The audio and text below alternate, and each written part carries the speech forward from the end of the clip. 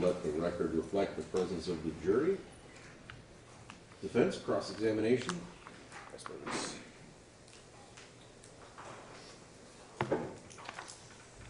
Good afternoon, Officer Hill. Is it Sergeant Hill? What is this? It is just Officer Hill. Yes, sir. Okay. Now, I just want to make sure, you were the lead traffic investigator or detective on this case. Is that accurate? Yes. Now, when you first interviewed Mr. Kraft, he appeared to be awake in that video. Is that accurate? Yes. Okay. So you obviously were asking him questions and he was responding to you. Is that correct? Yes. Okay. He wasn't nodding off during those questioning? Not that I recall. Thank you.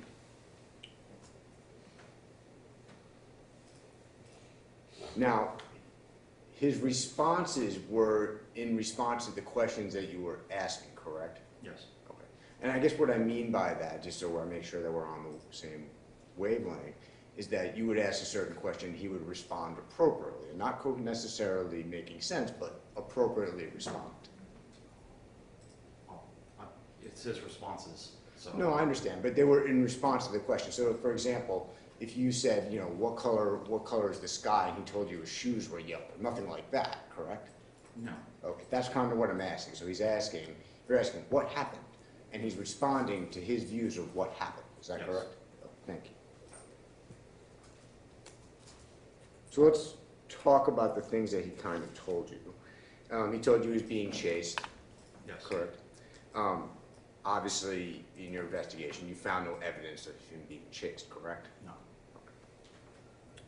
He told you he was rammed in the back from the back of his car, correct? So another Yes. car rammed him. Any indication of that on his vehicle or otherwise? No. Okay.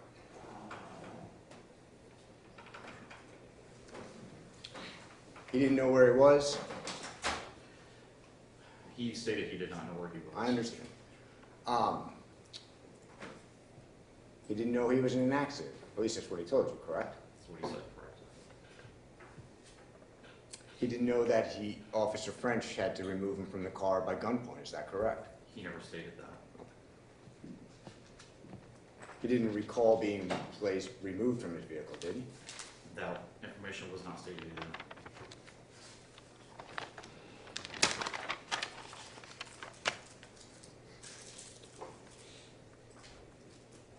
Now, he also told you that cars were blocking the gate. Is that correct? I believe that was what he said. Or I think it was, you correct me if I'm wrong, that he was blocking the exit. Or the exit was blocked, so he had to go through the gate? I would have to review back on my notes for those specific details. Okay. But I believe there was an issue with blocking from his perspective. Yes, sir. And he said the signs were covered. The signs for the exit were covered? I couldn't tell you what signs that he was referring to. Okay. But you didn't see any signs covered in the immediate traffic accident area? No. Okay. I know these sounds, I understand. but I have to ask those questions.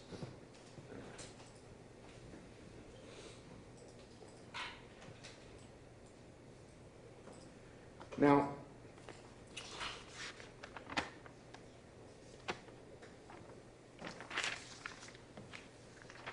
you said you have experience doing field sobriety examinations, correct? Yes. And you observed some of these, correct? Yes. And you told the state that, you know, based on the totality of the circumstances, that he was impaired, correct? Yes. And that was based on some of the field sobriety examinations that he did, correct? Yes. Okay. And you said other physiological indications. Yes. What are the other physiological indications?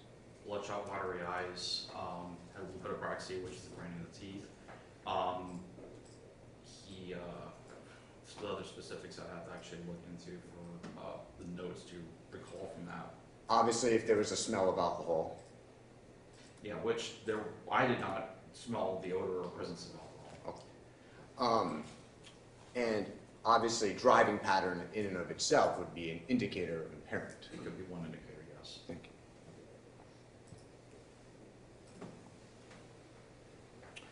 you. And with these field sobriety examinations, the ability to follow instructions, that would be, if they can't do that, that would be a indicator of impairment. It could be one clue. One of the impairment, yeah, one of the clues.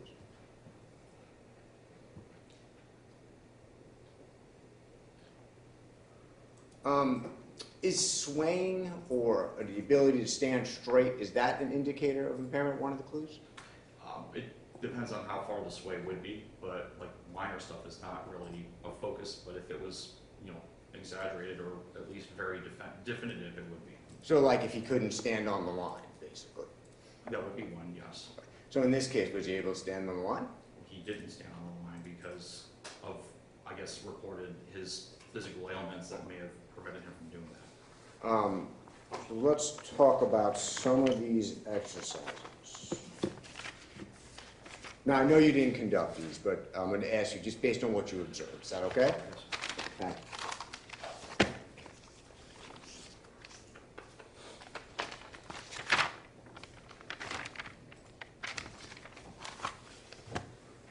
The first was the HGN, known as horizontal gaze nystagmus. Is that correct? Yes.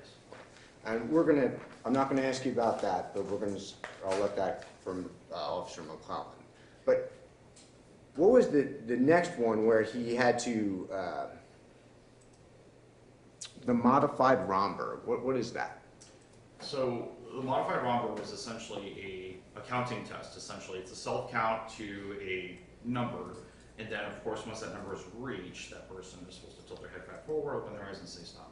And that was, after the HGN, that was the next exercise that Officer McClellan performed? I believe, if I recall from the video we just observed, that it was lack of convergence, not modified Romberg, that was done. Okay, so the counting backwards, I'm asking about the counting, you know, tilt your head back, count back to 1 to 30 seconds. That's that modified Romberg? Yeah, modified Romberg is a counting exercise. Okay. So let's talk about that, because that was performed, correct? Yeah. So the first thing, you know, he's asked to put his arms at his side. Is that correct? Yes. Okay. And he did so, correct?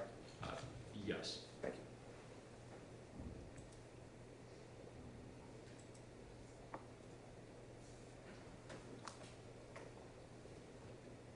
Now, when she told him to begin, he began counting. I'm not saying correctly, but I'm saying he started when told, correct? He appeared to be. There was atmospheric noise where I wasn't able to clearly hear or discern what was being said. Okay. What about from that video that we just watched? Were you able to discern? And if not, that's okay. Not exactly, but it does appear that something is being said. I just can't hear numbers or anything specific. Okay. Gotcha. So you just so as we sit here today, you can't tell us, you know, what seconds he stopped at, what Officer McClellan, or sorry, Deputy McClellan said to him, like, are you done, or anything like that? From their conversation and her viewpoint, no. I mean, I had a timer, but I could not really discern specifics from their conversation. Gotcha.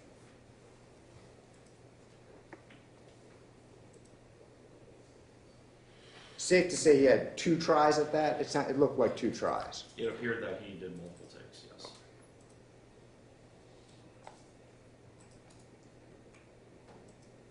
And during the first take, it looks like Deputy McClellan said something to him during that take. Is that correct? I know you don't know what it said. Yeah, she had multiple conversations with him, so yes. Okay.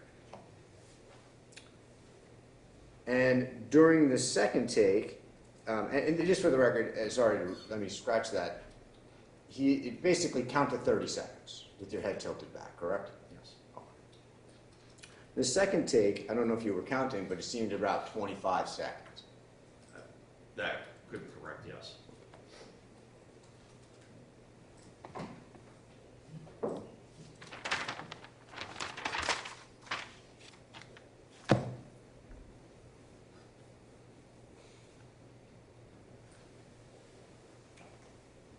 Now, during that, I know we watched the video, but during that exercise, he kept his arms at his side, correct? For the most part, with the exception of putting his hands to his side and being a little fidgety. Okay. Was he told not to, I mean, if you heard, was he told not to fidget his hand? I did not hear.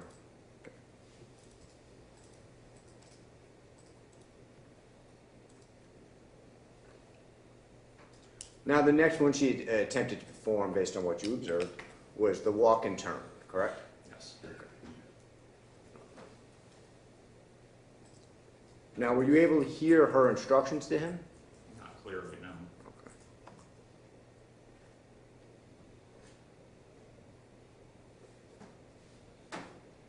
Now, I know he didn't actually perform the test, but his feet were remained on the line. Is that correct? For the moment that he stood there, yes.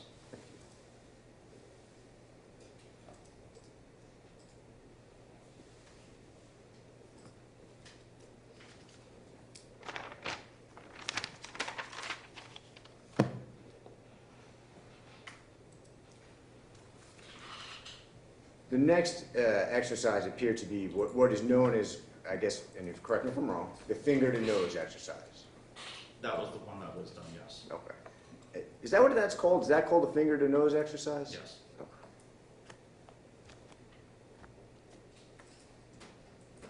And during that, I guess Officer McClellan gave a series of left hand, right hand, left hand, right hand. Yes. Okay.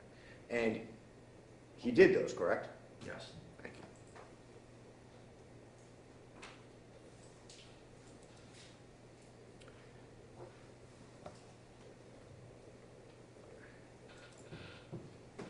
The next exercise is where she asked him, does he know how to count to 100? Is that correct? I believe so. And she asked him to count backwards from 74 through 44. Is that correct? I believe it was. If you couldn't hear based on the video. It's difficult to tell, but I believe there was a counting series that was not in a numerical order from 1 to another number. Understood. And during that exercise, is that also called a modified Romberg? It's not a modified Romberg that I use in any of my impairment investigations. Okay, But it could be something that maybe in the drug recognition expert world that they use as an additional evaluation tool. Is it called a modified Romberg? I'm just kind of looking for a name. Yes. Okay, thank you. I was just looking for a name. It seems like there's I understand. multiple exercises under a modified Romberg. I understand. Okay. So during this one, he basically had to count backwards from 74 through 44. That's out loud, correct? Yeah, I believe that would be an out loud count. Thank you.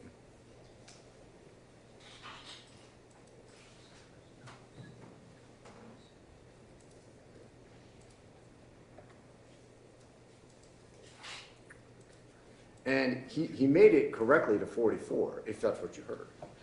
Unfortunately, again, due to the atmospheric noise, I wasn't able to discern specific numbers being said out loud. Okay, so you have no idea basically how he did on that. I do not. Thank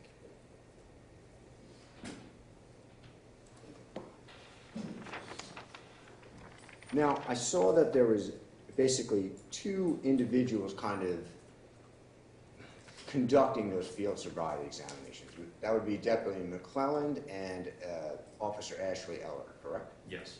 And Deputy McClelland's a drug recognition expert from Seminole County Sheriff's Office. Is that correct? As far as I'm aware, yes. Oh, I think she has a different. I think she got married or not. The name just changed. I don't remember for what. Okay. And Ashley Eller is also a drug recognition expert from Apopka Police Department. Is that correct? To my knowledge, yes. In conducting your investigation, you spoke with them. I mean, there was decisions to be made about how to proceed. Is that correct? Yes. And just out of curiosity, were you ever made aware that he disclosed that he was schizophrenic to either Ashley Eller or Deputy McClelland? I don't recall that information being expressed. Okay. Do you know if that's something that they sought to exclude? Again, I don't recall on that one. To look at field notes to see if there is anything that has been notated about that.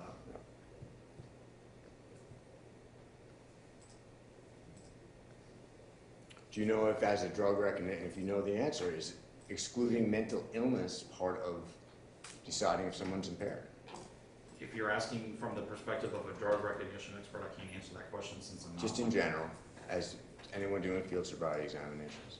So, repeat your question one more time. If you were to conduct any field sobriety examination, so you watch this one, and you said that you've done this past, you have training on this. I think you said multiple trainings, even advanced trainings. Is that correct? Yes. Okay. Is excluding mental illness part of that process to decide if someone's impaired? It could be, depending on maybe some of the things that are being said. Okay.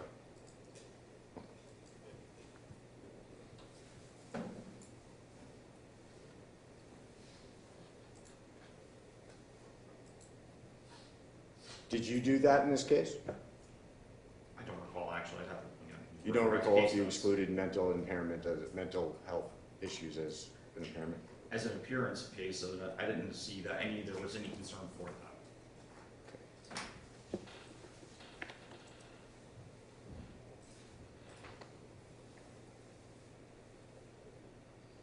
Well, obviously no one ran him from behind, correct? Yes. There was no evidence of him being chased, 911 calls, anything like that, correct? Not that we were able to locate and recover. Okay, did you try to recover them? If We they- tried to determine exactly all of the facts and circumstances that led to where we made contact with him at. There was no evidence of that. No, sir. There's no evidence of a sign, any signs, exit signs or otherwise being covered. No, sir.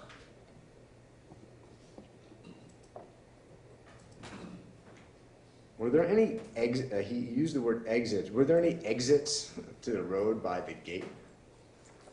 Not that are accessible. Okay.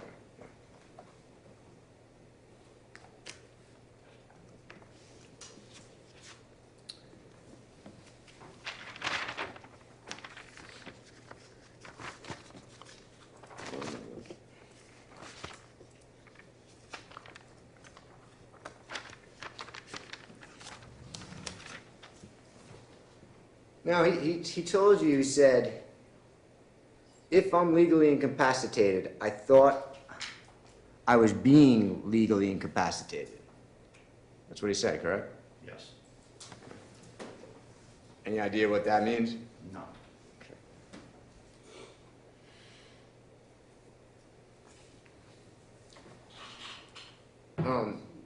The term, I thought I was being legally incapacitated, I know that that's not something law enforcement does, obviously, to legally incapacitate someone, correct? That's correct. Yeah, I know that sounds nuts, but I gotta ask the question. I Okay. understand.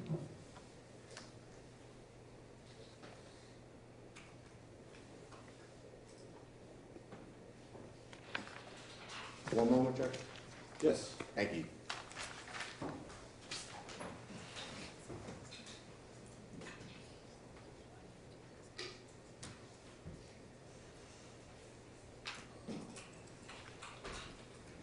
One more question. So, obviously, he was sent to the hospital as just a matter of course, correct? Yes. And that's just to clear him, correct? Make sure he's safe. The jail typically will refuse anybody that has been involved in a crash, so it's standard to just take them to the hospital to give medical treatment. Okay. And that's something that's done after the field sobriety examinations? In this particular case, because he was involved in a crash, yes. Yes, sir. Okay.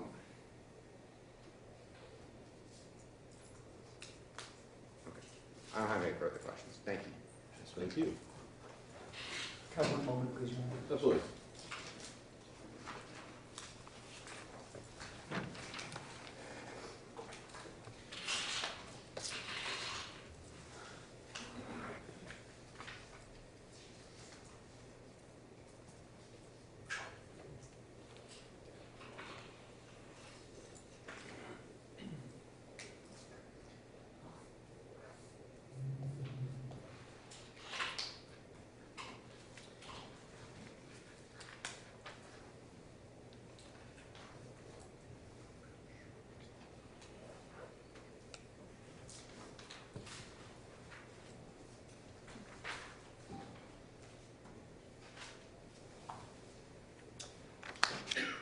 Officer Hill, I want to ask you some specific things or follow up on some specific things that Mr. Schoenberg asked you. Mr. Schoenberg asked you about the defendant, Mr. Kraft, saying he was being chased, Yes. correct? That's what he told you, correct? Yes. But you have no idea whether or not he really believed that. Is that a fair statement? Yes. He could have been lying to you. Of course. He told you, and Mr. Schoenberg pointed this out, that he was rammed in the back by a car. Yes. That's what he told you, correct? Yes. You have no idea if he really believed that. I don't believe it, no. What my question is, you don't know whether or not he really believed that he was rammed. I can't tell you the individual's mindset during the time. Okay, exactly. He said to you that he didn't know where he was. That's what he said to you, right? Yes. You don't know if he really believed that. Again, I can't read the minds of a person to understand what they're thinking. Mr. Schoenberg also pointed out that at some point in that video, he didn't know that he was in an accident. Yes. But you don't know if he really believed that. Again, I can't tell you what he was thinking.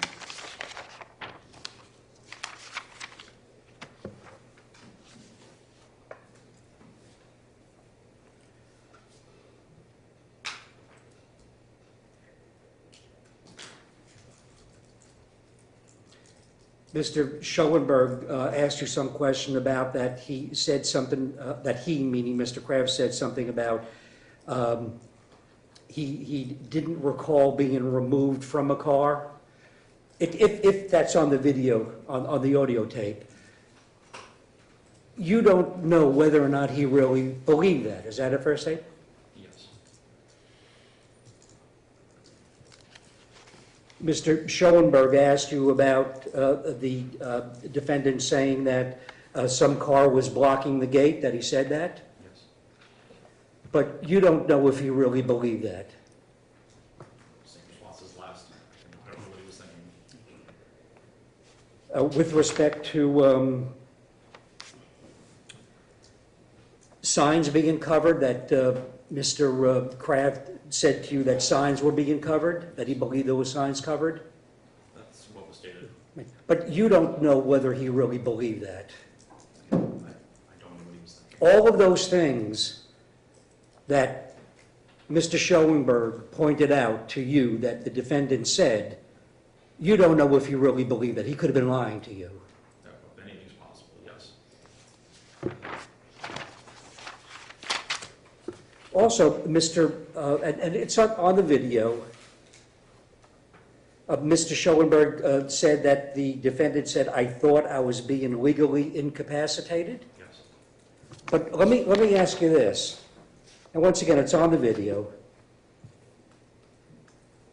Did he not say to you, if I'm legally incapacitated, how can I be charged with anything? Is that a more accurate statement? Yes.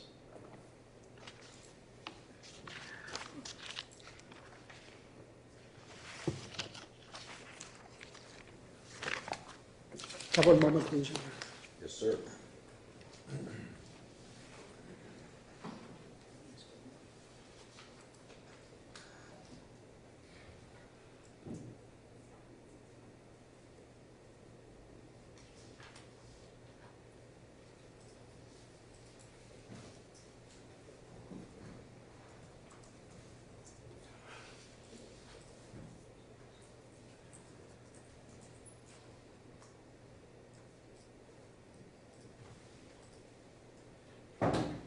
And one final question.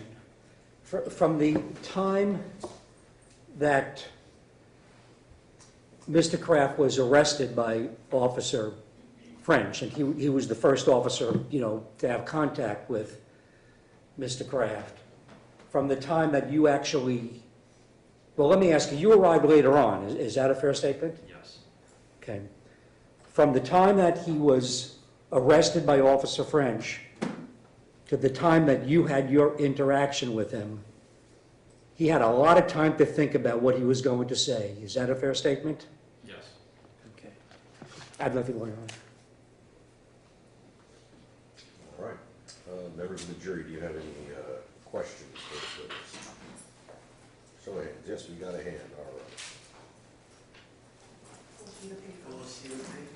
There you go. The council will approach, please.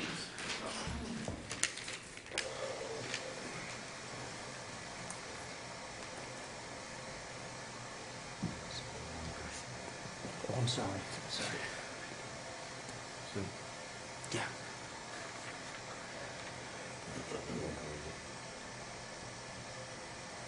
Eat long arms. What's the height now? Going through the gate, okay. Good question. That's a good question. I have no objection. No It's a valid objection. objection. All right, I will direct the question to the witness. All right, Officer Hill, if the defendant stated he felt there were cars blocking the gate, did you see any signs he reduced speed before going through the gate? Based on the information that was provided to me, I did not see any signs of lowering the speed prior to the impact area. Are there any additional questions from the jury? Show of hands. I see no hands. All right, any follow-up questions from the state? Judge, I believe one of the jurors did have a subsequent question. Oh, you gotta really get that hand up there. There you go. All right, he's out of the way. No worries.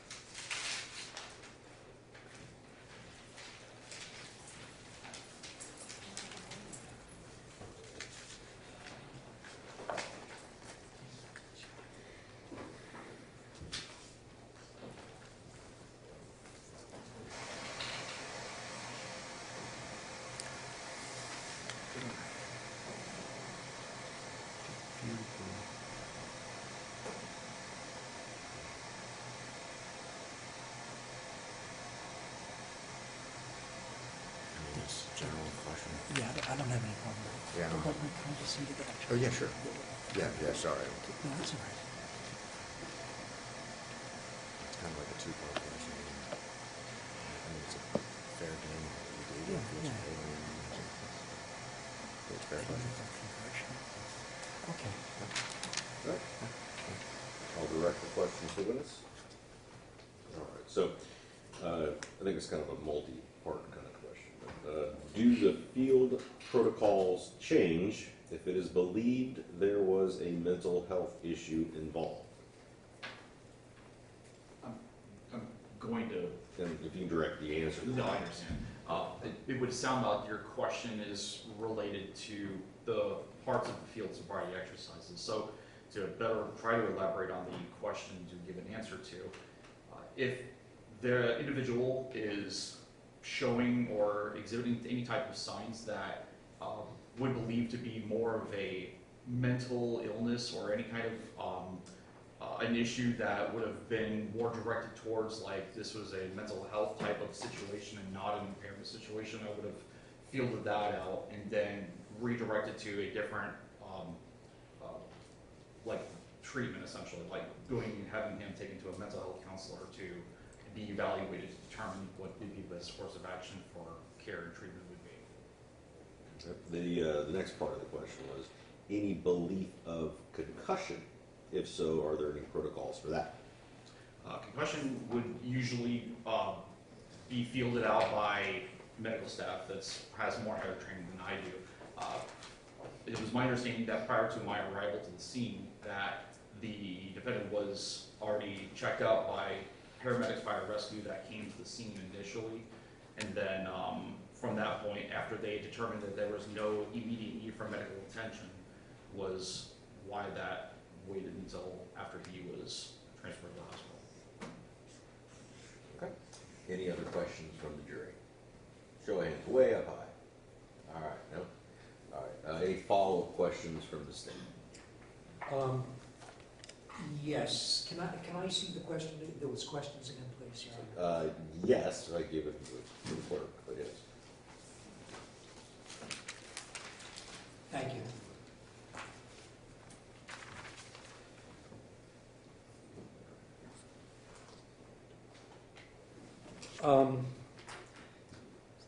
Officer Hill,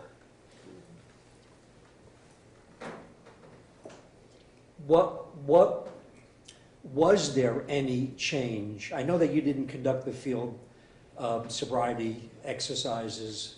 Officer Roach, or Deputy Roach now, did, and she's going to testify. But let me ask you: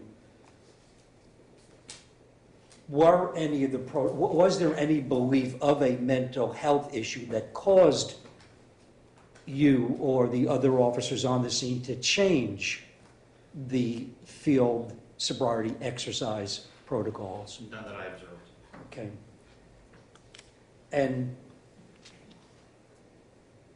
did you get any information or knowledge regarding whether he had any type of concussion? No, I don't believe there was any discussion regarding a concussion that was had. If it definitively came to your attention that the medical staff who came to treat him observed or had the opinion that he sustained a concussion, at that point, would he have been further treated? I believe so. Usually that's what happens in most crashes that I investigate, is they would take him to the hospital to deal with the concussed issue. And there wouldn't have been any field sobriety exercises? Not at that time, no. Okay. All right, thank you. Yes, just very briefly. Yes, may I inquire? Yes, you may. Very briefly. I know you said there's certain indicia that would, I guess, cause mental health protocols for these field sobriety examinations. What are those? Like, what would you be looking to observe that would say, okay, there's a mental health issue? Depending on a person's behavior, what they're telling you, would at least give more of an indication as to the person's state of mind, essentially. Like, are they in a crisis situation? Are they in a situation that they don't necessarily know where they're at, or not necessarily where they're at, but like their awareness, their cognitive awareness. So when you say cognitive awareness of like what's happened, what's going on, where am I, things like that? The basic things, yes. Okay, no problem. All right, any additional questions from the jury? I see no hands. All right, may this witness be excused? Yes, Your Honor. All right, thanks, sir. Permission to be excused? Yes, sir. Thank you, sir.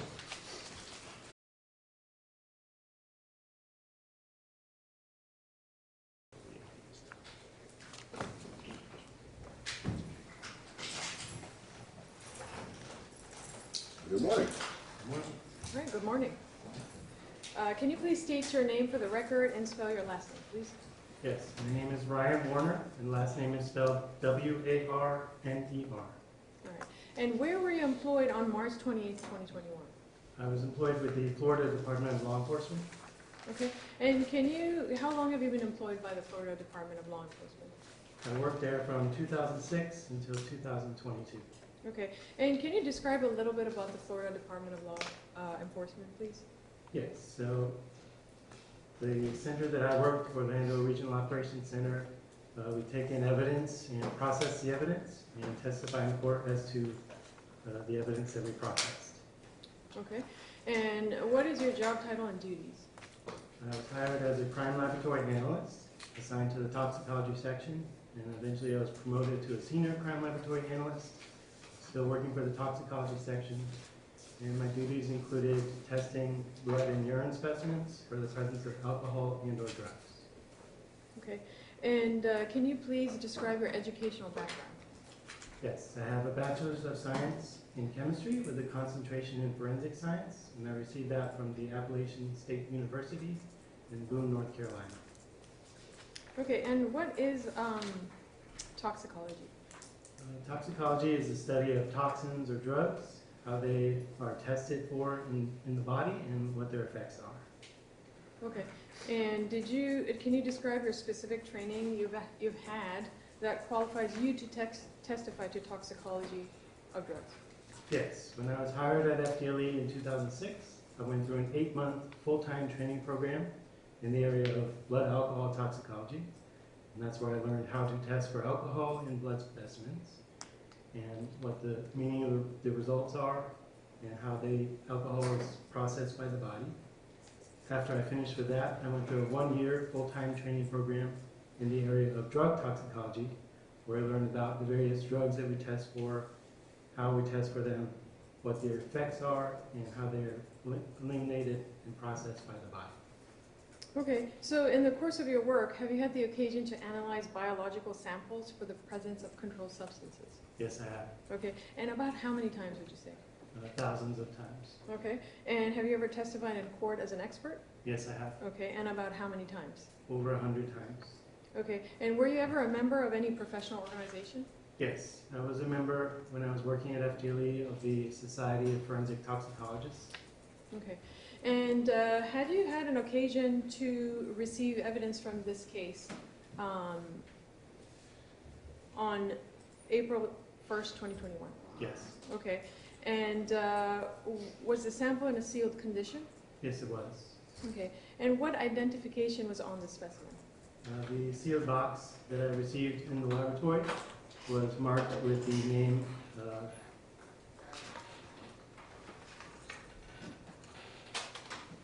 Michael Kraft. It also had the agency's item number, which was 2021-5000-1129.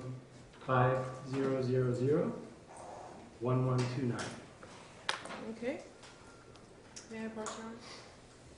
All right. Mr. Warner, do you recognize this box? Yes, I do. Okay, and how do you recognize it? I recognize the FDLE case number that went along with this case. It also contains my initials and the date that I opened this package. Okay, and how do you generate an FDLE case number? When the evidence is submitted to FDLE, it already has that FDLE case number that is generated as the evidence is coming in electronically. All right, and when you received this box, what did you do after that?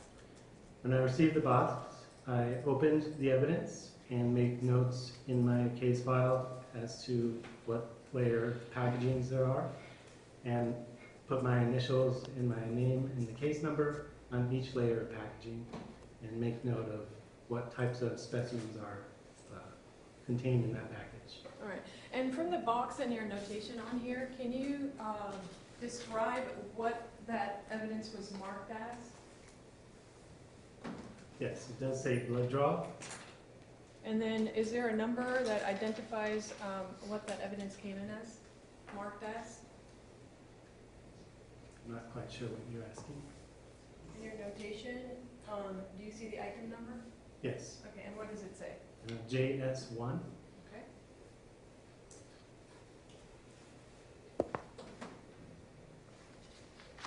Now, after you opened the box, what did you find in there?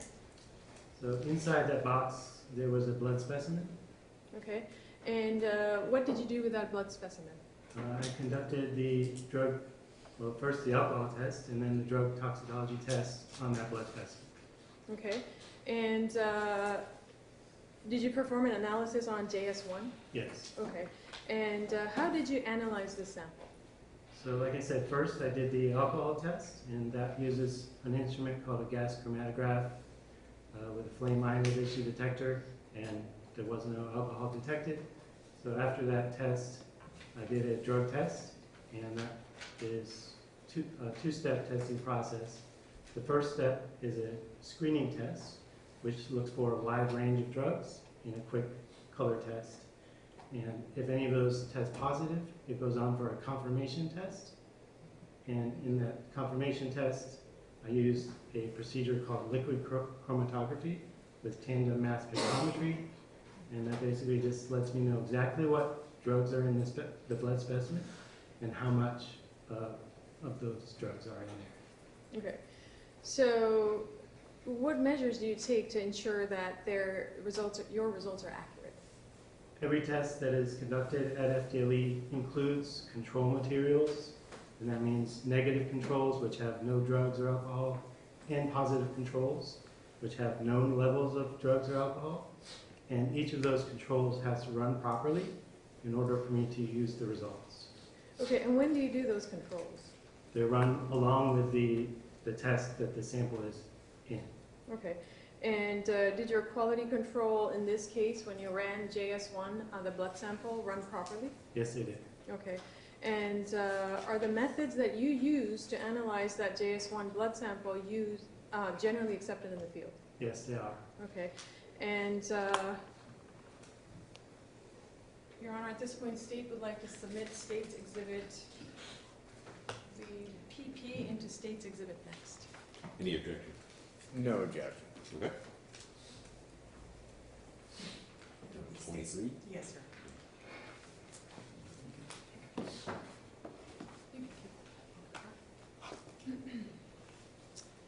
Now, did you generate a report after you generated your results? Yes, I did. Okay. Now, I am showing you what's marked as State's Exhibit RR. I'm showing the closing costs. Do you recognize this report? Yes, I do. And how do you recognize it? I recognize the FDLE case number that goes along with this case, as well as my signature that's on the report. Okay, what is the defendant's name on it? Michael John Kraft, Okay, and what evidence have you analyzed in this report? blood specimen. And Your Honor, at this point, State would like to submit this for identification purposes. It was RR into State's Exhibit next. Any objection? No objection. Thank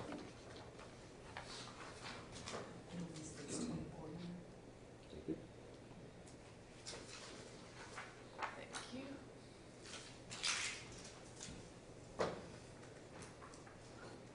All right, Mr. Warner.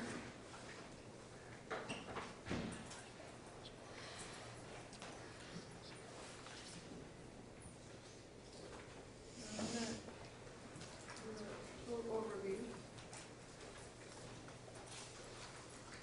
Can you describe to the jury what this report, from the top to bottom, what it indicates? Yes, so above the bold line in the middle there is just the administrative paperwork kind of information that comes with the case. So it has the subject's name, the agency that submitted the evidence, the FDLE case number, the agency number, things like that. Below the line is the results of my testing. Just a little border again. It's not just me, is it? Yeah, no, we have to take his word for it. Here we go. All right. Thank you. All right, so as far as your analysis is concerned, you see that there's an FDLE item and then agency exhibit number. And what does that indicate to you? So in this case, there were 3 items actually submitted. The blood specimen that I tested, another blood specimen that I did not test, and a urine specimen which I also did not test. And the results that are following that are from the blood specimen that I did test. Okay, and that is the blood specimen that was in the box that you just had identified, correct? That is correct. Okay, and what were the results that you derived from the analysis of JS1 blood specimen? So after the testing was concluded, I did find two drugs in this specimen, methamphetamine at a concentration of 62 plus or minus 19 nanograms per milliliter, and amphetamine at a concentration of 25 plus or minus 7 nanograms per milliliter. Okay, and what is the significance of the plus and minus? The plus or minus is called measurement of uncertainty.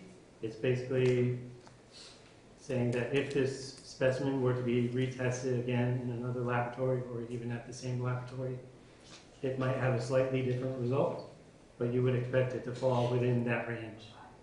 For example, 62 plus or minus 19.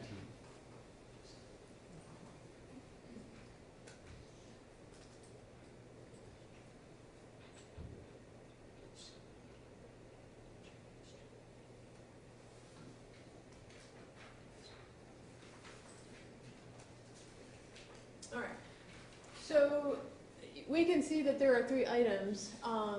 Why was it that only JS1 was requested to be analyzed?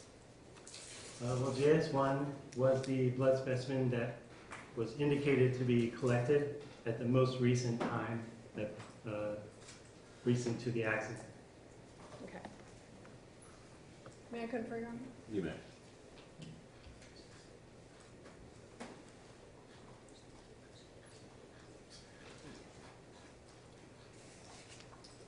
Okay, so why would that cause the other two samples not to be analyzed?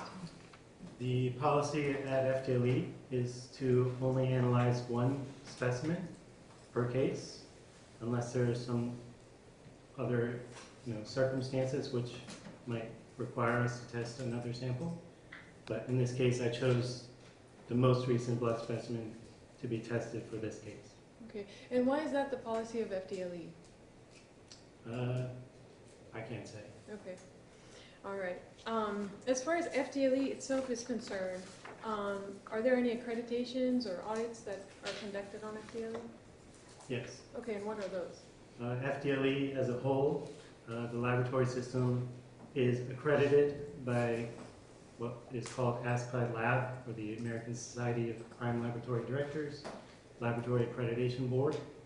And basically what that means is every 4 or 5 years, a group of experts come in and audit the laboratory, audit the testing methods, audit the administrative paperwork side, and make sure that everything is working properly, is running according to the stated guidelines.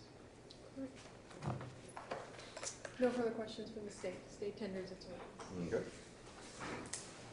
Lights on? You can leave the Lights off. Your lights on? All right. Yeah, it'd be very quick. All right. Just, sorry. Yes. You can leave that. Some of us can't see the actual form. Is it possible to actually look at the I paper? can- Yeah, it's in evidence, so we can pass it around. We can turn up the lights. Yes.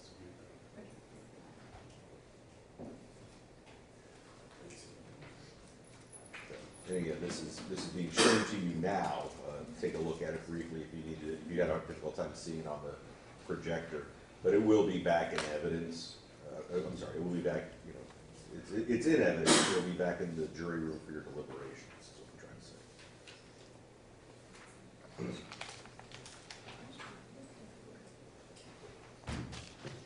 Yeah, sometimes you really got to play with it to get that projector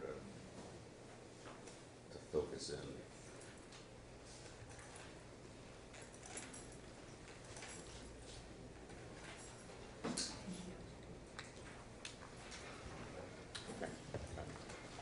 Did you want to turn the lights back down?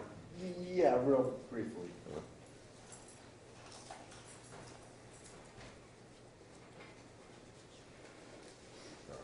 May I inquire? You may, cross-examination, sir. You said JS1 was represented to you as the sample that was taken the closest in time to the accident? That's correct. Okay, and when you, it means the sample that happened, you're talking about duration of time, time from accident to time of sample. That's correct. Yes. Okay, so that would be the shortest one. And when that's represented to you, who makes that representation? Typically, that information is given from the agency, so I don't know who particularly at the agency might have given that information, but somebody that works for the agency that submitted the evidence. And are you ever disclosed, either to the agency or whoever, where the blood sample came from? Obviously, a subject I'm talking about, was it at a hospital, was it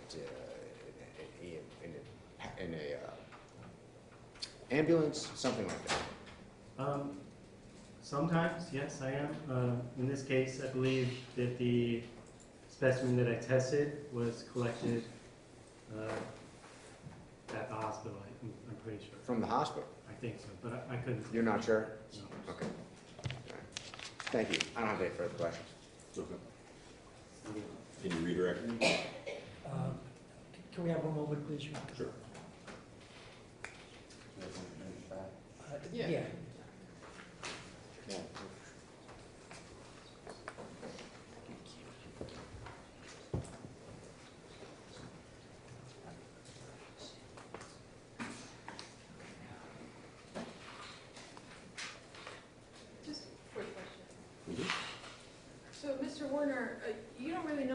reports where the blood was taken, correct? No, I don't. Okay, so you're just guessing. I guess so, yeah. Okay, thank you. No further questions. All right. Members of the jury, yes, we do.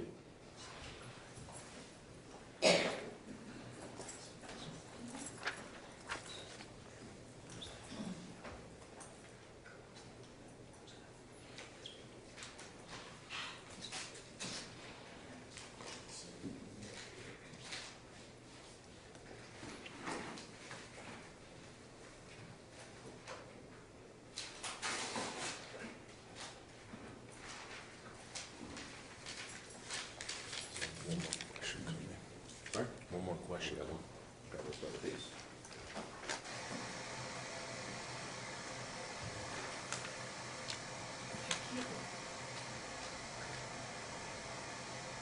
It's a fair question.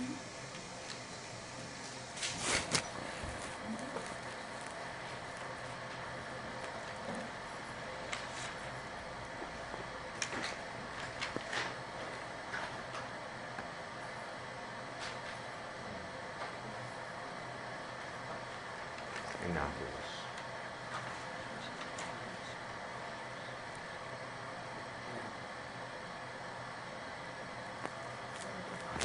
don't think the thing is that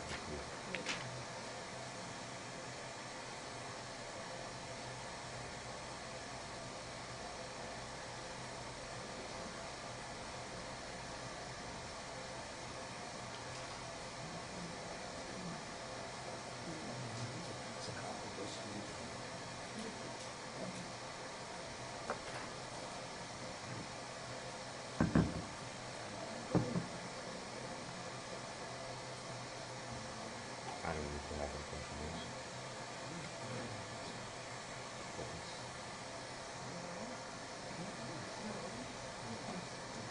You need to actually name. Yeah, this one.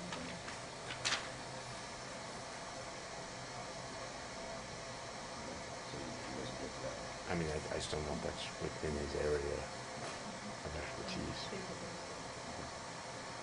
Okay. Okay.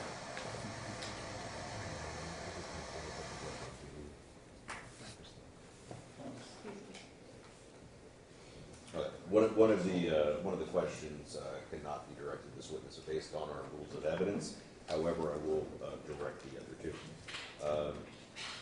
Is the measurement of uncertainty typically at that range, sir? The measurement of uncertainty is basically a percentage of the value that's reported. So it's not always the same number. It depends on the size of or the amount of drug that's being reported. Okay. All right, and then the next one is, are there any innocuous substances that can give you these results on a blood test that are not drug-related? For example, poppy seeds can allegedly give a false positive for opioids. There is an over-the-counter drug that does contain methamphetamine, but in order to use that drug as prescribed over the counter, you would not necessarily get enough in your blood system for me to report. Okay. Are there any additional questions from the jury before I ask the state if they've got any follow-up? I see no hands. State, do you have any follow-up questions on that, ma'am? No, Your Honor. Sir? Yeah, just one question. Go The .19 plus or minus, and just when you say that it could be .19 higher than what I can't remember if it's .61 or .62, but it could be .19 higher or .19 lower than that, or both, correct? Plus or minus? Yes, these are not, there's no decimals here, these are whole numbers. Oh, sorry, okay, so 62. it could be 19 points higher, 19 points lower. That's correct, yes. Thank you. All right. Any additional questions? Show of hands. Nope. All right, may this witness be excused. Yes, Your Honor. All right. All right, appreciate your time, Mr. Warren.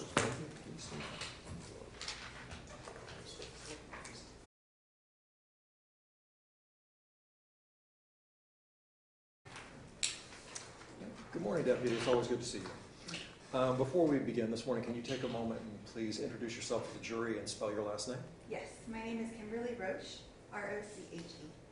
All right, Deputy, obviously your current last name is Roche. Can you tell the jury what previous names you were known under? Because I think in the video it will be different.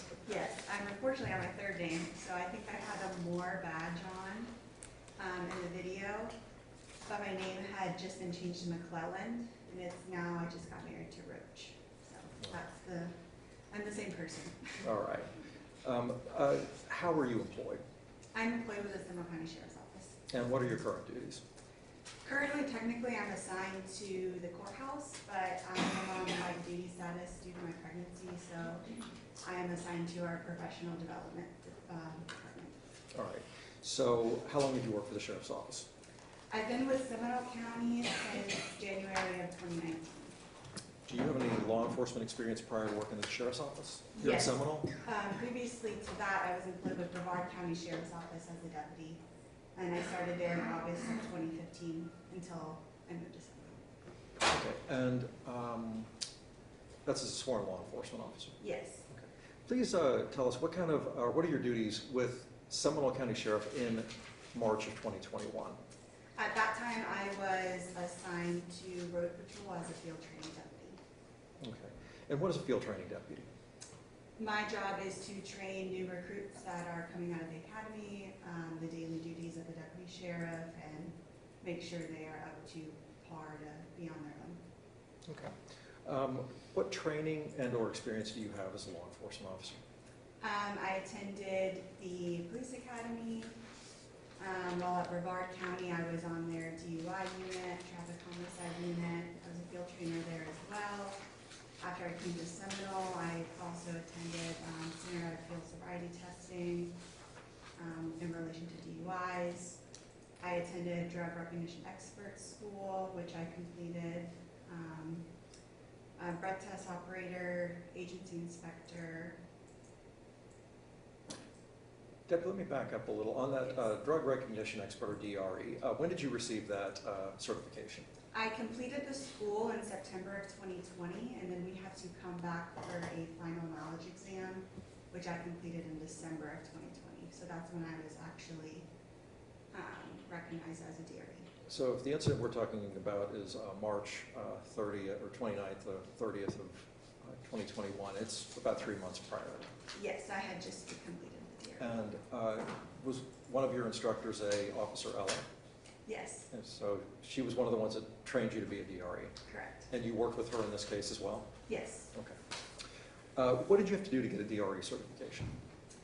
In order to go to DRE school, you have to apply to the program. It's a national program, so there are certain requirements. You have to show you're proficient in DUI investigations. So to do that, you have to show productivity, that you have made multiple DUI arrests. You have to get a letter from your current state attorney saying that you are making good DUI arrests and that they are prosecutable cases in court. You also have to get a letter from your sheriff. And then you have to pass a DRE preschool to show that you are competent enough to pass the following classes, because it's a pretty rigorous and intensive course. How long is this course? The preschool is 3 days, and then the following DRE school is 7 working days. All right. I'm going to call your attention to March 29th, 2021. Were you working on that day? I was. And what were your duties that day? I was assigned a night shift that day. I was in early because I was at the firearms range, so I was already at work technically, but I wasn't supposed to come until that evening. Okay. So at some point was your attention called, or were you called out to be involved in a traffic crash on Highway 46? I was. And was this normally something you would have been involved in? No, typically, because it occurred in the city of Sanford, short of assistance with traffic control, deputies wouldn't normally have been involved. But they called me in because of my DUI experience to assist. Okay. So can you describe for the jury what your role or job duties, or what your role or what you did perform in this particular case? So in my role on this scene specifically was to conduct a DUI investigation. The DRE aspect I spoke about just kind of goes towards my training experience, but I was not conducting a DRE evaluation at this time. My role was to determine if there was probable cause for a DUI arrest. So what was the first thing you did when you arrived on scene? I spoke with the other officers that were there. I believe I arrived about 2 hours or so after the crash to kind of figure out what had occurred and what they had been seeing thus far to think that I was needed. How did you end up coming into contact with the defendant that day? The Sanford officers on scene told me that he was the suspect's driver in the crash, and that they were finishing up the cross investigation. Okay. Did you actually meet him? Yes, And do you see him in the courtroom today? I do. Can you please point him out and identify him by a piece of or clothing he's wearing? He's wearing a blue shirt. All right. Let the record reflect the witnesses identify the defendant. The record shall show shall so reflect. No trouble with that today. So what investigation did you perform on the defendant? I completed a DUI investigation. Okay. Do you have any formal training, other than what we've talked about? You've described some of it. You have formal training in detection and apprehension of people under the influence of alcohol driving Yes. and other drugs. Do you have any personal experience with the consumption of alcohol or intoxicants in your personal life? Of alcohol, yes. And you've seen other people who have consumed it? Yes. How about in your professional life? Yes, many times. And that includes both drugs and alcohol? Yes, I've been on night shift most of my career, so. So about how often do you encounter people who are under the influence of drugs or alcohol? At that time especially on a regular basis, almost probably a nightly, I would say. All right. What did you do when you first made contact with the defendant? We spoke about if he was willing to complete the standardized field sobriety exercises or not. Okay, and did he perform them? He ended up doing them, yes. Okay. What did you first observe about the defendant when you approached him? He was very unable to sit still. He had constant bruxism, which is grinding of your teeth or jaw. Agitated movements, just unable to sit still was what I mainly noticed. The clenching or grinding of the teeth, what is that? Clenching of the jaw, grinding of the, what does that mean to you? In the influence world, it can be an indicator of drug use. Okay. Did you notice anything about his face? His face was flushed, his eyes were bloodshot, watery. Let me ask you, Deputy, what are normal faculties? Normal faculties are things required to operate as human, so hearing, seeing, smelling, walking, talking, all things needed to drive a car. Okay. Make judgments and act in emergencies be some of those? Right. All right. And when you first approach somebody, what are you looking for when you're beginning a DUI investigation? The first things I'm assessing are the person's condition, if they have any cues that there might be something medical going on with them, if there are any odors they're exhibiting, any of these behaviors that might be indicative of alcohol or drug use.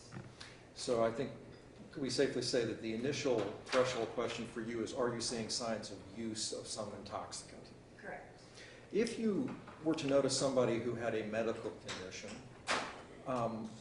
and you thought that might be what was causing issues with them, would they be given field sobriety exercises? No, we would contact the fire department to assess that. If you encountered a person on the street or in the course of your investigation that you believe was having a mental health crisis, would you perform field sobriety exercises on them? No, What would you do?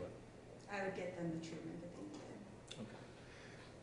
needed. What are standard field sobriety exercises? They are divided attention tasks, so the participant is given given several instructions at once, because drug use and alcohol use affects your ability to complete divided attention tasks, which driving is one of the divided attention tasks. So the exercises are designed to evaluate the person's ability to do that. Okay. Why are they called National Standardized Field Sobriety Exercises? Because NHTSA, the National Highway Traffic Safety Administration, has conducted extensive research into these, and they are standardized throughout the country. So every person being pulled over for DUI is given these same exercises to complete. So you've been trained on these, and the Sheriff's Office encourages you to use these during the course of a DUI investigation? Yes. All right. Have you attended any formal training specifically related to field sobriety exercises? Yes. And what would that be? I completed standardized field sobriety exercise school, which is an in-depth 24-hour class where we memorize the exercises and all the cues that are required for each one. And then I also did a refresher course several years after. Have you had the opportunity to do these in your professional career? Yes. About how many times? I've completed the exercises probably over 500 times between working and training. And you've had suspects or defendants, people you've encountered, perform them, correct? Yes. All right. What type of field sobriety exercises have you been trained in? The main three are horizontal gaze nystagmus, the walk and turn, and the one leg stand. We are trained on alternate exercises if someone are to be obese, elderly, unable to stand, pregnant. So they require less movement of the person if they do have those disabilities. And you offer these when needed? Yes. Okay.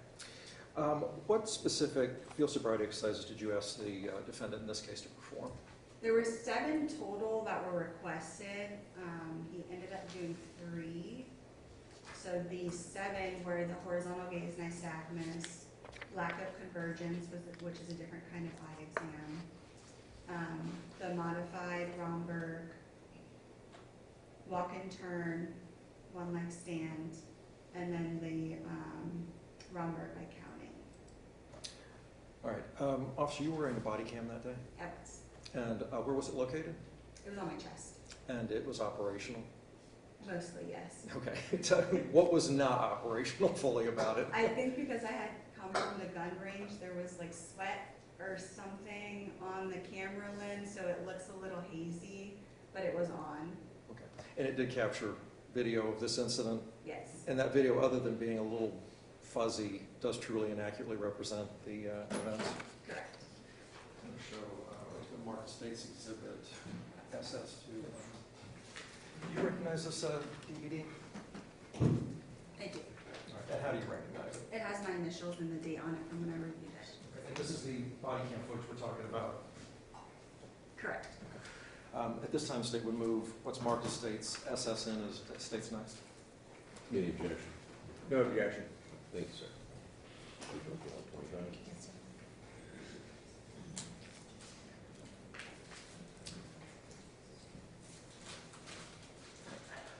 So what I prefer to do now is we're going to publish this, and I'm going to stop and ask you questions as we go on through this, but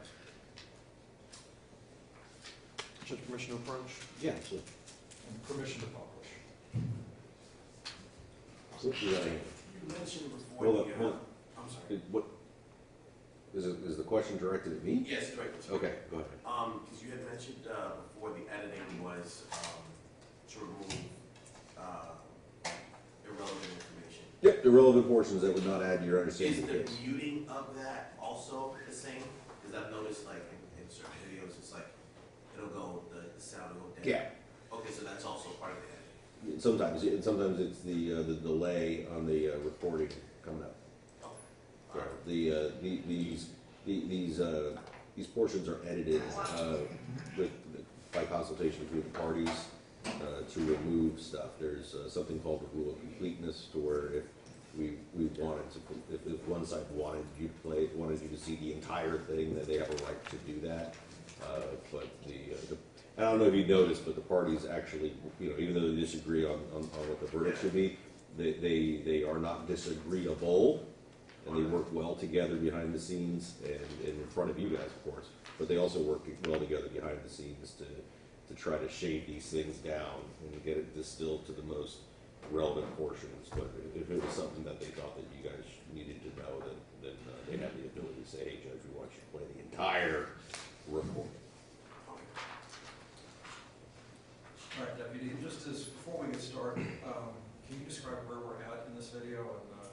And This is State Road 46, we are in East Mountains.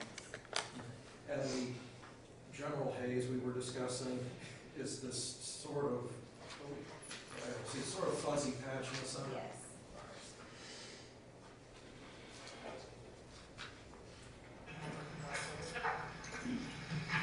Are you taking this? No, I haven't, because I was, Who is the officer in the video right here? This is Officer Eller with the Papa Police Department. She is a DRE instructor. Do you two kind of work very closely throughout this investigation? And also after this period of time, we'll see you guys interacting here and then later. Yes. it's fine. Okay. Okay, so schizoaffective and what? Just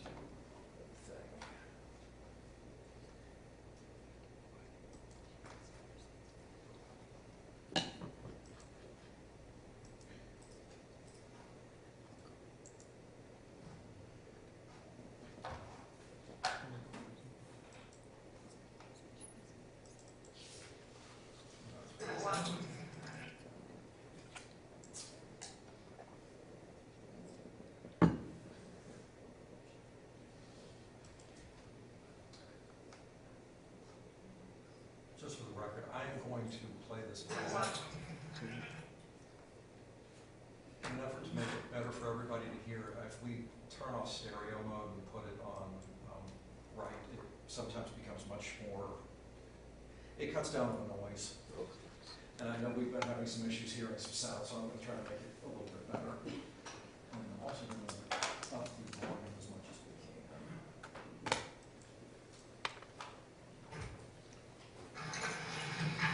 Are you taking this? No, I haven't, because I was, it's fine. Okay. Okay, so schizoaffective and what was the other I one? was affected by bipolar. Okay. Listen, I take medicine every day for, depression and depression, so I understand where you're at, and I know exactly how it feels to, like, you're misdiagnosed or have the doctor try to change your medicine, so, I can 100% appreciate that. Are you using any street narcotics? No heroin, cocaine, anything like that? Are you using any sort of cannabis products? CBD? You wear glasses or contacts? And are you comfortable in your shoes today? If at any point you want to take them off, you just let us know and we'll do that, all right?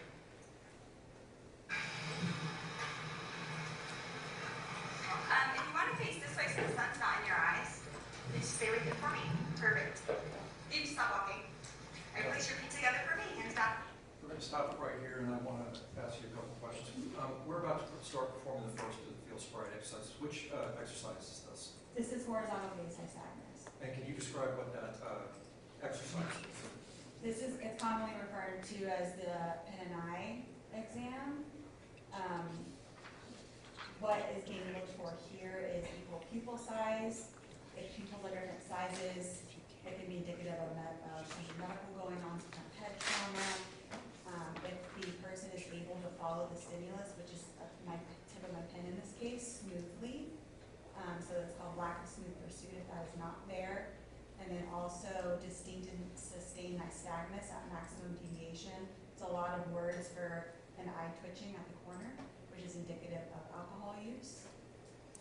And then also nystagmus sustained prior to 45 degrees, which just tells us that they might have more alcohol on board if they already have the horizontal gaze nystagmus. Quick question. Before performing this test on the defendant, did you notice anything that would have indicated he had head trauma based on his statements? No. What are your instructions to someone before performing this task? This exercise, they are to stand with their feet together, hands down at their side. Do not move their head, and to follow the tip of my pin with only their eyes. We talked a little bit about the twitching of the eyes. What are the other things that you were considering during the course of this exercise that you're looking at? Whether or not they're able to stand without moving, if their head is moving or not, and generally following instructions. On your side. Can you see the tip of my pen? I want you to follow with your eyes and your eyes only. Do not move your head. Do you understand these instructions? Make sure you keep your head straight, okay? Do you understand to follow the tip of my pen? Yes, yes. Okay.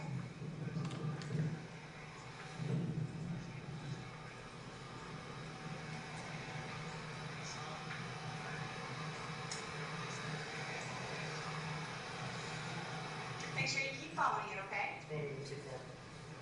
I'm going to take it out of your line of sight, but just keep following it, okay?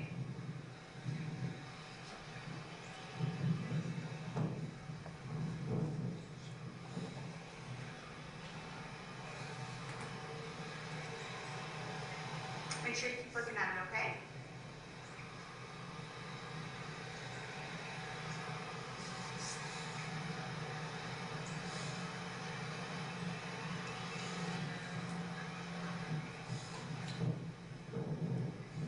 I'm going to stop it right there and ask you a question.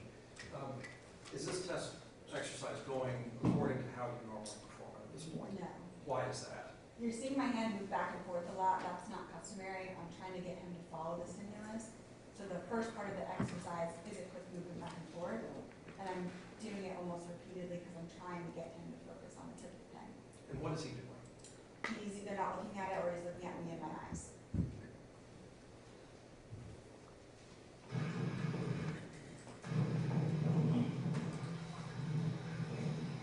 He's not looking at it, so I'm trying to reset.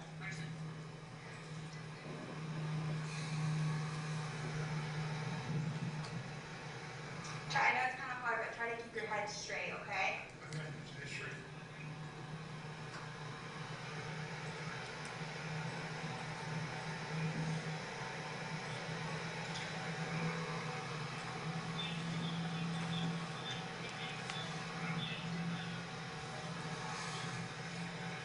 You should keep your head straight, okay?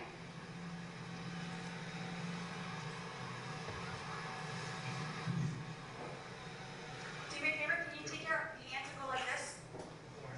Because you keep moving your head, so I want to make sure that you don't move it, okay? I can't steady this. I'm always sort too much.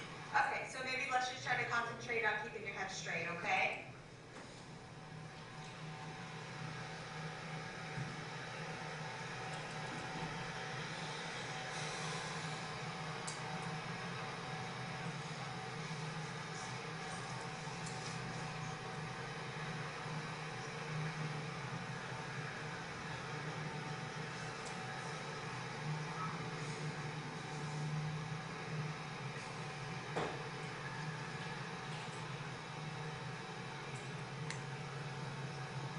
Don't look at me. Right here, okay?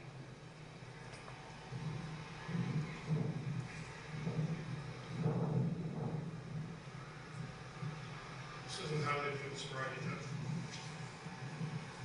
What are you talking about? This is these are the field sobriety exercises I'm requesting you to do, okay? It's taking a little longer because you're not looking at the tip of my pen a lot, so I'm having to do it a couple more times. So it might seem like longer than what you may have seen on TV or something, but I'm doing them correctly, okay?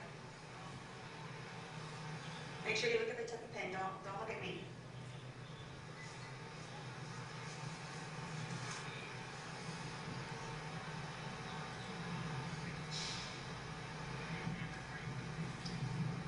Make sure you keep your head level, okay?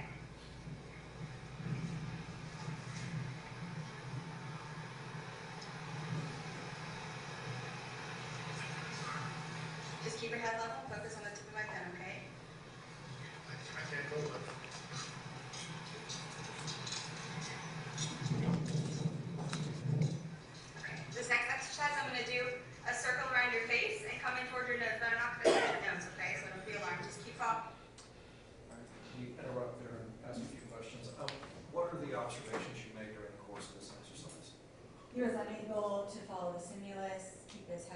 weight.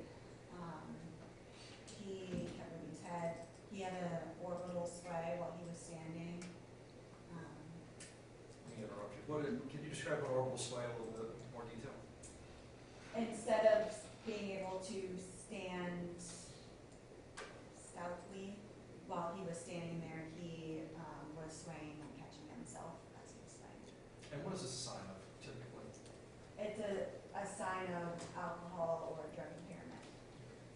Did you notice anything else about his hands during the course of this exercise? He kept moving his hands around in jerky movements, and his legs were jerky as well. What were your instructions, just to refresh the jury's memory, what were your instructions regarding his hands for this exercise? To stand with his feet together and his hands at his side. And did he do that? No. You're about to go into a secondary portion. Can you describe what you're doing now? The next eye exercise I mentioned previously is called lack of convergence. It involves doing several circles around the face and coming in slowly towards the nose.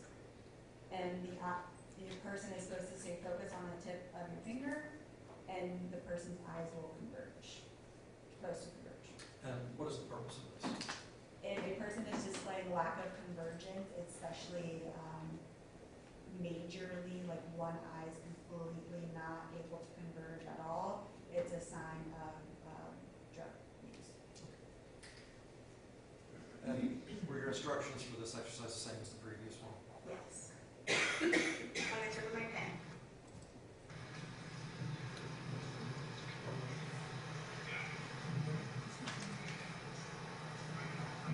One more time. Just look at the tip of my pen, okay? Can you look at the tip of my pen?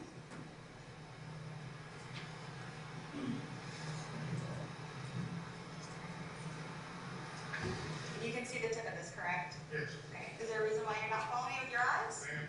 Okay.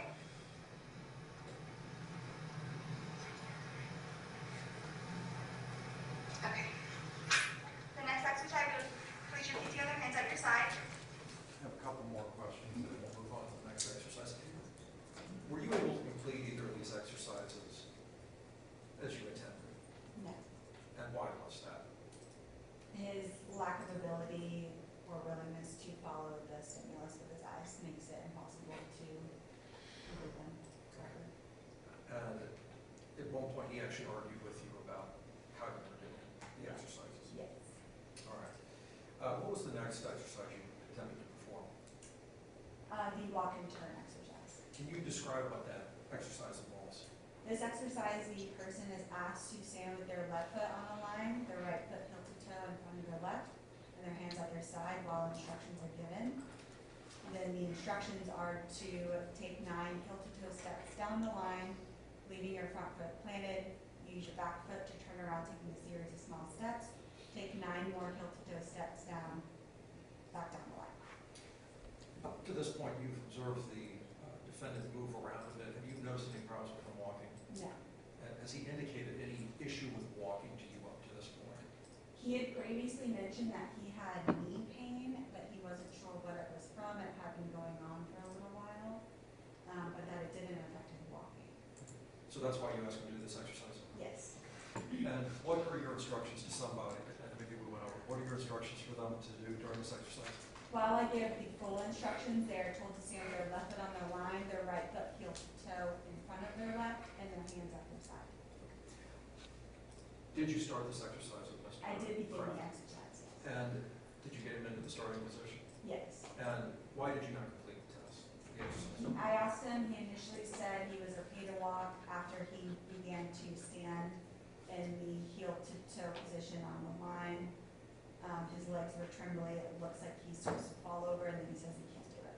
So did you stop the test, the exercise at that point? Yes. And why? For safety reasons, while we're completing the exercise, the goal is, if someone can't complete it, the goal isn't for them to fall over and get hurt. So that's why we then do the alternate exercises.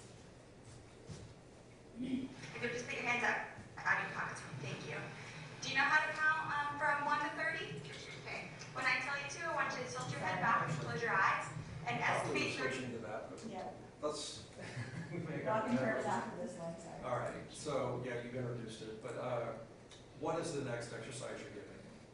The modified romper. And is this one of the alternate tests we spoke of? Yes. And can you please describe what this exercise is? This exercise, they're supposed to stand with their feet together, hands at their side, close their eyes, tilt their head back, and estimate 30 seconds passing in your head.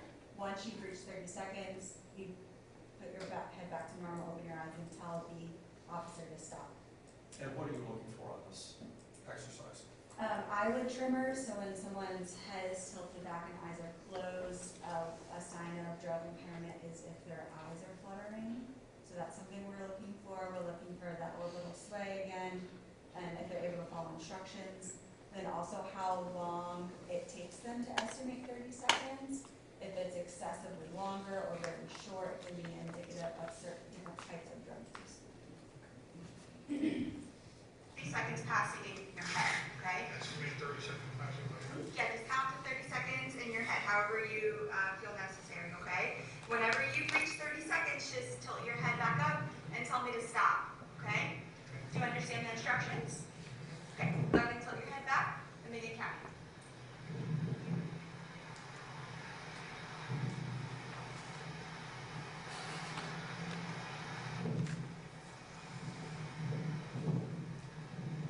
Are you done since you opened your eyes?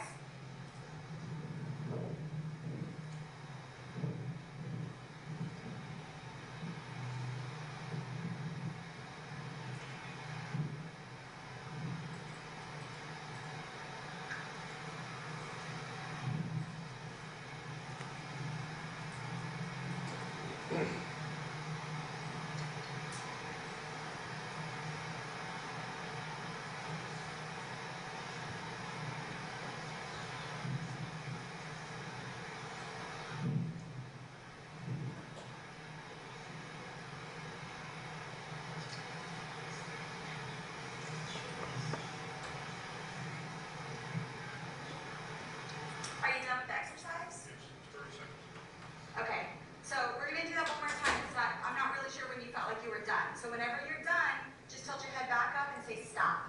Okay, does that make sense? Okay. All right, go ahead and tilt your head back and close your eyes and begin.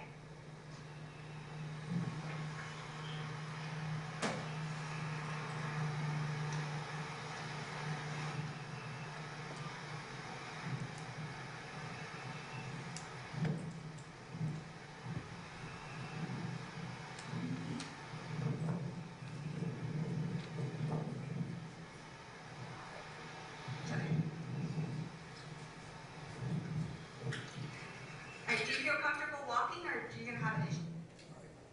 Let me ask you a question. How many times did you attempt that exercise? 3. Okay. How many seconds elapsed on the first attempt? The first attempt, after 11 seconds, he just opened his eyes. So wasn't sure if he misunderstood the instructions, because he didn't tell me to stop counting. So I asked him to do it again. That attempt was 1 minute and 2 seconds, that he said was 30 seconds.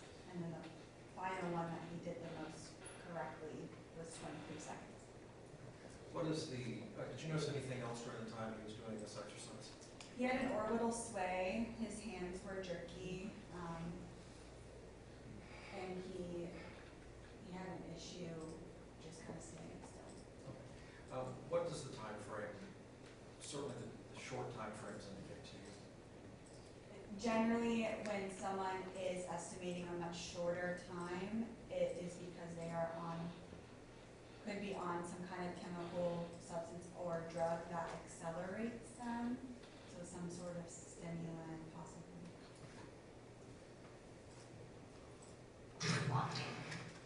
It should be fine with How long do you think that passing was? that. Both of them passing. The last exercise, how long did you count in your head? 30 seconds? And how did you do that?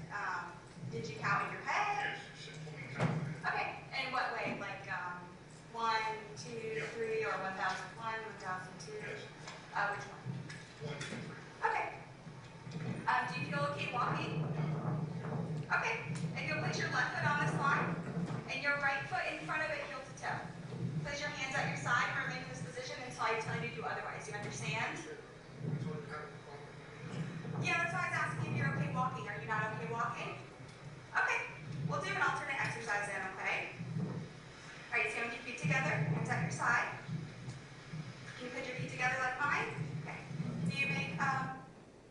review again. What is this next exercise you're going to ask Mr. Kraft to do? So here I initially start to instruct him on the finger to nose. I do stop briefly and ask if he would be able to stand on one leg in order to do the one leg stand. And he said no, so that's why there's a little questions about that. Just for the jury's reference, what is the one leg stand? The one leg stand, initially they stand with their feet together, hands at your side. When I tell them to, you raise either foot, it doesn't matter which one, approximately 6 inches off the ground, keeping that foot level, looking at the raised foot, count out loud for 30 seconds. But that one wasn't before, Correct. for safety issues. Yes, he said he wouldn't be able to stand on one. So then we go to the finger to nose Yes. and describe that exercise. Similar to the Romberg exercises, they stand with their feet together, hands down at their side, making pointer fingers. I will either say their head is tilted back, eyes closed. I will either say left or right. If I say left, bring the tip of the finger to the tip of your nose, and then immediately turn it back to your side. What are some of the indicators you're looking for on this exercise? If they completely miss their nose, if they're unable to do the tip of the finger to the tip of their nose, and they're just pushing their nose in order to find their nose, not keeping their head back, or not listening to the sequence if they're saying left or right and just guessing which hand is going to be called next.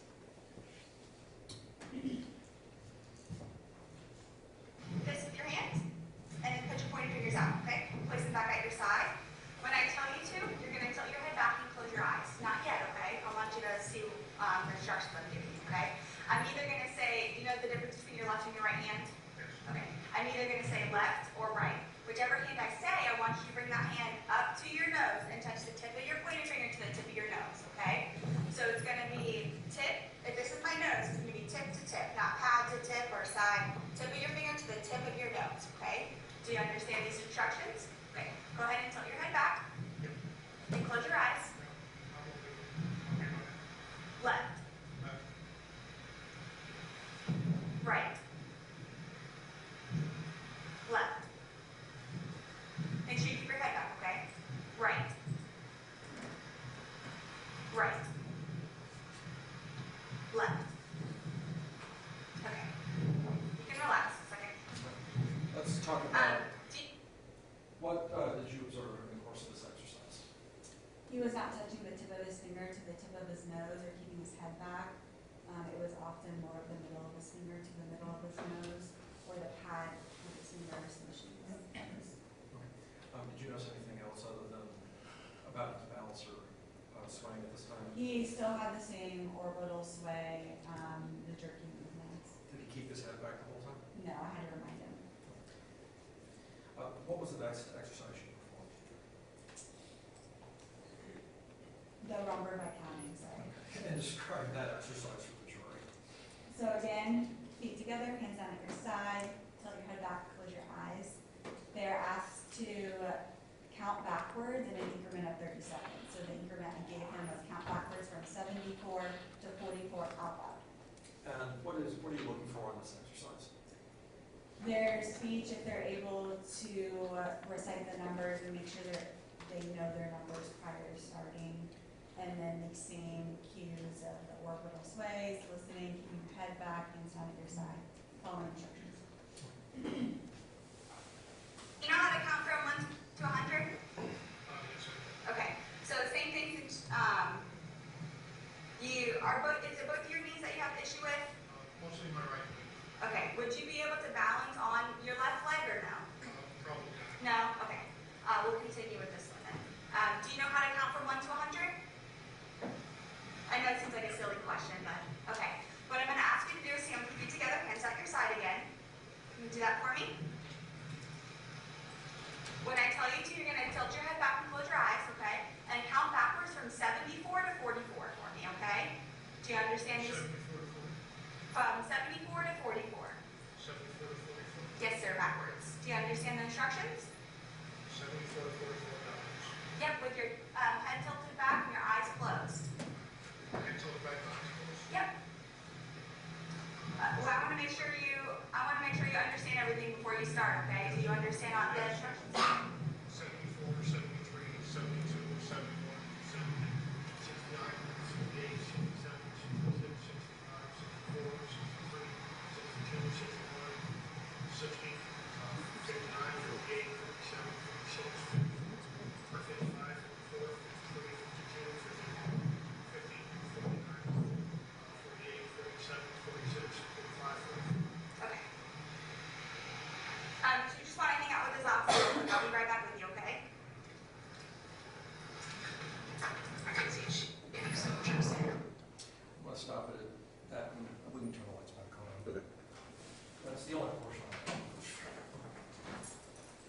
And then I've got a question.